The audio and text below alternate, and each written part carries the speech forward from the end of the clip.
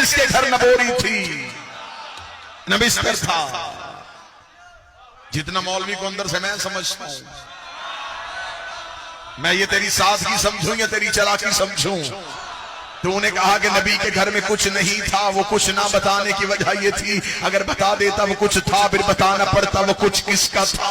جو نبی کے گھر میں کچھ تھا وہ کچھ کس کا تھا؟ وہ سیدوں کی ماں بی بی خدیجہ الکبریٰ جب نبی کے گھر آئی ہے خالی ہاتھ نہیں آئی، دولت کے ڈھیر لے کے آئی ہے، سونے کی انبار لے کے آئی ہے. اور عرب کی تاریخ گواہ ہے کہ بندے دروازے میں تلواریں لے کے آ گئے تھے. یتیم عبداللہ ہم تجھے قتل کرنے کے لیے آئے ہیں، تو ہمارے خدا کو برا کہتا ہے. پردے کے اندر بیٹھی سیدوں کی ماں نے کہا تھا مولا تو پریشان کی ہوتا ہے؟ یہ جتنے تیرے دروازے میں بھونکنے آئے ہیں یہ سارے میرے قرضدار ہیں، یہ سارے میرے نمکھار ہیں. بی بی نے پردے کے پیچھے کھڑی ہو کے آوازیں پہچان پہچان کے کہا تھا اور فلاں ابن فلاں بتا کہ تیرے باپ نے مجھے اتنا قرضہ نہیں دینا، اور فلاں کا بیٹا بتا کہ تو میرے ملازم کا بیٹا نہیں. سب نے ہاتھ باندھ کے بی بی معافی کیسے ملے گی؟ فرمایا